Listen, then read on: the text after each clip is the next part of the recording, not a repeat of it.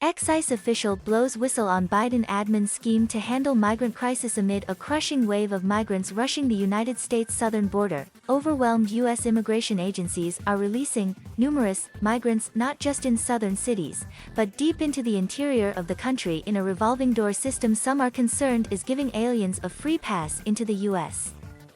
With destinations like Chicago, Denver, Minneapolis, New York City, Yakima, Washington, and Harrisburg, Pennsylvania, U.S. government-contracted planes transport migrants from the border and into the custody of Immigration and Customs Enforcement field offices around the country.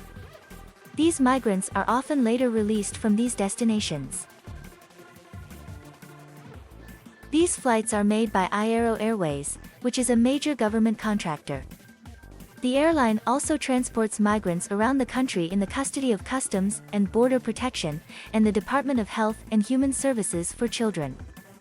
The migrants released into the U.S. after taking these flights add up to at least tens of thousands of individuals. One of the most prominent ways migrants are moved through the U.S. and often later released is through flights by ICE Air, which is what the Aero flights for ICE are known as, that transfer migrants from the U.S. Mexico border to ICE field offices throughout the country. But those field offices have a limited capacity, and there are thousands of migrants streaming across the southern border per day. Migrants arrive on a chartered flight from Brownsville, Texas in El Paso, Texas, March 17, 2021. To solve this problem, former ICE Buffalo Field Office Director Tom Feely alleges that ICE headquarters pressures local field offices to release large numbers of migrants to clear room for more people from the border. And as more and more migrants cross the border each day and crowd facilities there, headquarters will often come back and demand yet more releases to make room for even more aliens. It's happening on a grand scale, Feely said of the releases of migrants far from the southern border. They're getting pounded every day, fielding calls from headquarters about who they can release to make room for more people on the border. And the following week, they're getting more calls almost daily, again, about who can you release to make room for more people on the border.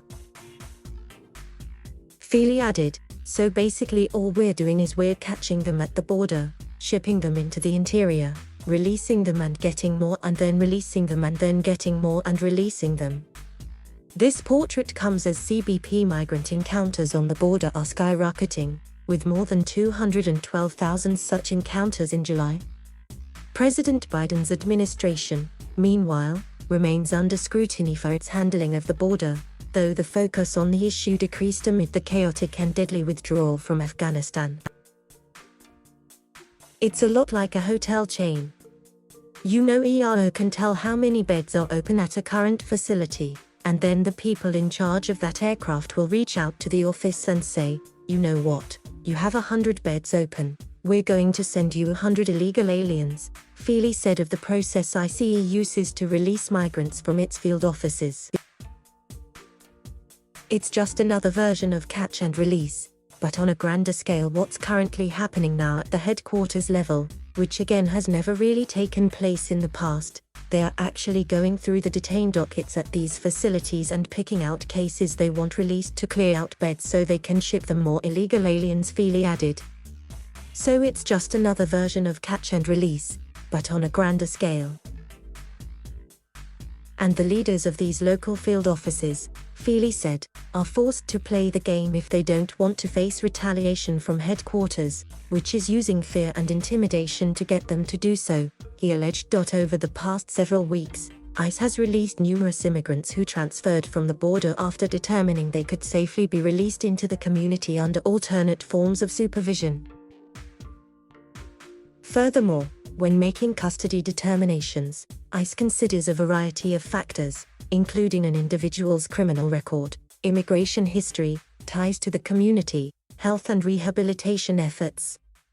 Over the past several weeks, ICE has released numerous immigrants who transferred from the border after determining they could safely be released into the community under alternate forms of supervision, the spokesperson added. Feely said many migrants are being released with instructions to simply check in with ICE via phone once per month before a hearing that could be many months or even years in the future. In that time, he noted, the migrants may have children, a development which may make them far harder to deport in the future. Feely also alleged that many of the migrants are COVID-19 positive when they are released into the community. Feely also detailed a novel arrangement in which CBP is putting aliens on ICE air flights and shipping them to centers in Tucson, San Diego and El Paso, Texas. The migrants remain in CBP custody rather than ICE custody on the flights before they arrive in those cities, where they are processed by enforcement and removal operations and then released. Feely said that between March and August, nearly 23,000 migrants were released like this.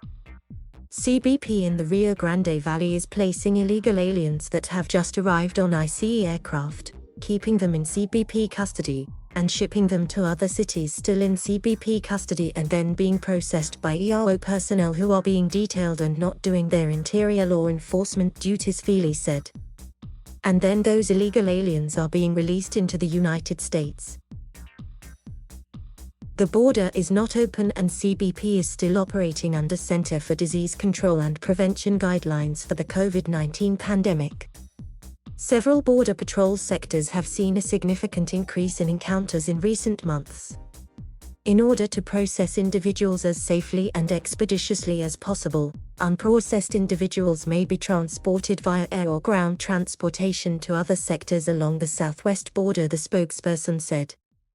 The operational need for these sector-to-sector transfers is assessed daily based on the processing capability and facility capacity of each sector and not by external influences. The spokesperson added, the border is not open and CBP is still operating under Center for Disease Control and Prevention guidelines for the COVID-19 pandemic. CBP is making every effort to remain within CDC guidelines and mitigate long periods of processing and holding to minimize potential exposure to our workforce, those in custody, and the community. Once processing is complete, these individuals will be expeditiously transferred out of CBP custody.